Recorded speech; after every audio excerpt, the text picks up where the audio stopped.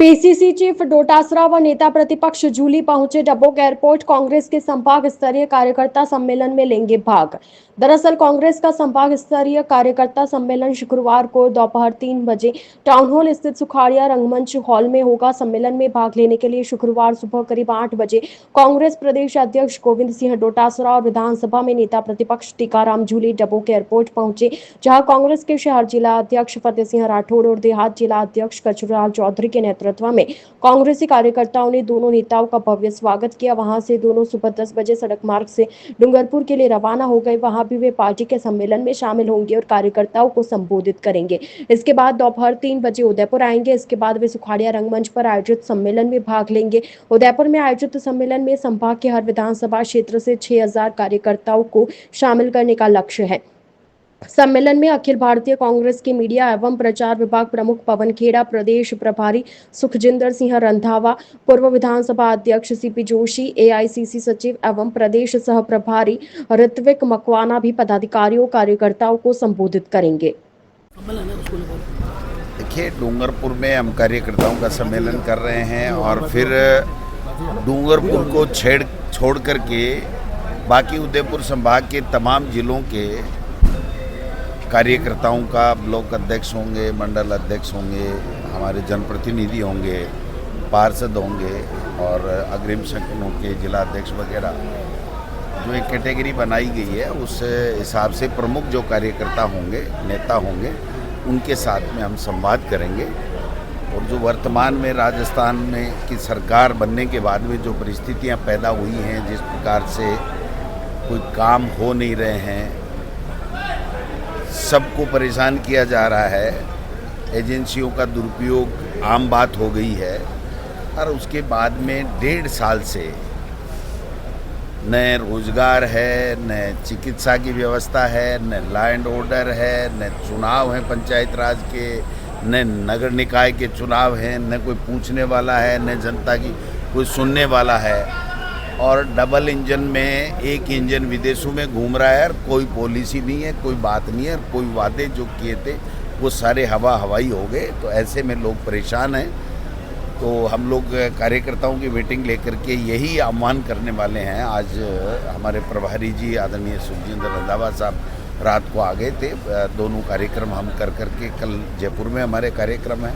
तो हम आह्वान करेंगे कि जनता के बीच में जाइए, उनके दुख दर्द में शामिल होइए और जितनी आपसे बन पड़े उतनी उनकी तकलीफ़ें हैं उनमें आप मदद कीजिए, उनको समाधान करने के लिए। तो ये सारी चीज़ें करने के लिए कांग्रेस कार्यकर्ताओं में और जल्दी हम लोग जो हमारे संगठन बना है, जो हमारा ब्लॉक, जिला, उसके बाद में मंडल की कार्यकारिणी और बीएलए और नगर कांग्रेस कमेटियां बन रही हैं। अब हम वार्ड कांग्रेस कमेटियां और उसके बाद में जो बीएलए जो हम बना रहे हैं उन बीएलए का प्रशिक्षण शिविर हम लोग लगाएंगे प्रदेश कांग्रेस कमेटी की तरफ से। तो जल्दी ही हम लोग जो ही हमारे बीएलए 10-5 दिन में पूरे हो जाएंगे फिर एक कार्यक्रम तय करके आएंगे और 2 दिन तक इस संभाग के अंदर बीएलए का प्रशिक्षण शिविर हम लोग लगाएंगे। संभावित निकाय चुनाव को लेके ये सम्मेलन आयोजित हो रहे हैं। देखिए, करवा ही नहीं रही है ना चुनाव। तो ये तो कायदे से पिछले नवंबर में ही जब कार्यकाल पूरा हो गया था तो नगर निकाय के चुनाव कराने चाहिए थे। 12 महीने से ज़्यादा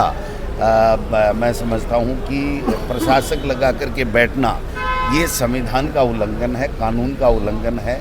और पता नहीं है सरकार क्या करना चाहती है। 1 स्टेट 1 इलेक्शन का एक दिन उसमें अभिभाषण में या बजट में उन्होंने नाम बोल दिया, उसके बाद में कहीं कोई इस तरह की पॉलिसी, इस तरह का कोई कानून, इस तरह की कोई विधानसभा में कोई चर्चा इस तरह की हुई नहीं। भाई आप कुंडली मार के बैठ जाओ कि हम तो चुनाव नहीं कराएंगे, जब सारे चुनाव हो जाएंगे उसके बाद में कराएं। तो ये 1 स्टेट 1 इलेक्शन नहीं है। क्या देश के चुनाव भी ऐसे ही कराना चाहते हैं? 1 नेशन 1 इलेक्शन की जो बात कर रहे हैं, क्या इसी तरीके से कराना चाहते हैं कि चुनाव कराओ ही मत, राष्ट्रपति शासन लगा दो और जब लास्ट का कोई चुनाव हो उसके साथ में सारे चुनाव करा दो? जब महाराष्ट्र और हरियाणा का 2 स्टेट का एक साथ ये चुनाव नहीं करा सकते तो क्या देश का क्या चुनाव कराएंगे? और अब तो हद ही हो गई जब वोटर लिस्ट को लेकर के पूरे देश का मतदाता चिंतित हो गया, सभी विपक्षी पार्टियां चिंतित होगी कि वोटर लिस्ट में भी घपला करने की बातें सामने आ रही हैं। तो मैं समझता हूं कि ये एक तरीके से सारी संस्थाएं जो इस देश की प्रीमियर संस्थाएं हैं उनके ऊपर भारतीय जनता पार्टी ने और आरएसएस ने कब्जा करके अपनी मनमर्जी से उनको चलाना चाहते हैं। ये देश के लिए खतरनाक है, ये लोकतंत्र के लिए खतरनाक है। ये सारी चीज़ें हम लोग कर रहे हैं। फायदे का ये रहेगा या देखिए ये कांग्रेस और बीजेपी ये फायदे की बात नहीं है, ये संविधान का उल्लंघन है, ये प्रजातंत्र का मखौल है। आप बताओ कि भरतपुर का जिला प्रमुख 1.5 साल से क्यों नहीं बना, क्यों जाकर के खुद सरकार जाकर के कोर्ट में स्टे लेकर के आ रही है।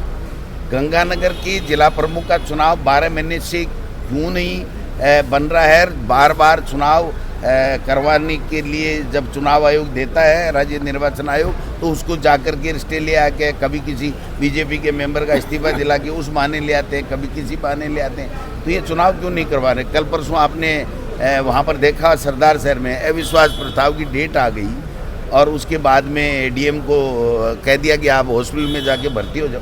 तो ये आप सब लोगों को, हम सब लोगों को सोचना पड़ेगा कि ये इस तरीके से प्रजातंत्र लोकतंत्र को ख़त्म करना चाह रहे हैं। संविधान को मानते नहीं। इनकी मर्जी आएगी तब तो करेंगे और मर्जी आए तब नहीं करेंगे। तो फिर कानून कुछ भी नहीं है, संविधान कुछ भी नहीं है, तो फिर बीजेपी क्या है।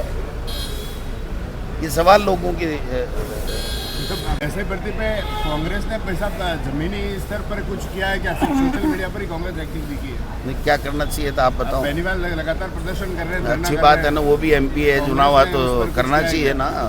उसको रोक सकते हैं क्या हम प्रदर्शन करने के लिए? आपको क्या लगता है क्या करना चाहिए? कांग्रेस ने नहीं, क्या करना चाहिए कि सारी भर्तियां निरस्त कर दो? यूँ निरस्त नहीं, कांग्रेस ने कुछ प्रदर्शन किया। कांग्रेस ने तो भर्ती की थी ना, ये भर्ती कांग्रेस ने की थी, बीजेपी ने थोड़ी की है भर्ती। बीजेपी कहती थी कि इसको निरस्त करेंगे, अब इन्होंने नहीं किया। उन्होंने झूठ बोल करके जनता को भ्रमित करके युवाओं के सपनों को लूट करके उन्होंने सरकार बना ली और अब मुकर गए। तो उनको जवाब देना चाहिए ना, हम काहे का जवाब दें? बताओ, हमने तो भर्ती की थी, हमने रीट की 60,000 की भर्ती की थी, हमने एसआई की भर्ती की थी। इन्होंने झूठ बोला था कि ये भर्तियां निरस्त होनी चाहिए और बच्चों के साथ में अन्याय हो गया है और हमारी सरकार आते ही हम भर्तियों को निरस्त कर देंगे। तो न तो नहीं करा पा रहे हैं, न वो निरस्त करा पा रहे हैं, तो फिर कर क्या रहे हैं बताओ आप। देखिए, प्रदेश कांग्रेस कमेटी पूरे राजस्थान के अंदर लगातार जो है बूथ, मंडल और ब्लॉक को मजबूत करने का काम कर रही है और ये पूरा जो इलाका है, इस इलाके के अंदर कांग्रेस मजबूत हो, इसके लिए अभी कार्यकर्ता सम्मेलन का आयोजन है, जिसके अंदर हमारे राष्ट्रीय प्रभारी रंधावा साहब और हमारे प्रदेश अध्यक्ष जी डोटासरा साहब और हमारे सभी जो जनप्रतिनिधि है उसके अंदर शामिल होंगे। कांग्रेस की रीति नीति हमेशा से गरीब के, दलित के, पिछड़े के, आदिवासी के उत्थान के लिए रही है। हमेशा कांग्रेस की जो नीतियां बनी हैं इस प्रकार की बनी हैं कि जो पिछड़ा व्यक्ति है वो आगे आए और यही संविधान की मुख्य भावना है, मुख्य उद्देश्य है। तो समानता का अधिकार है, उसके तहत कांग्रेस काम कर रही है।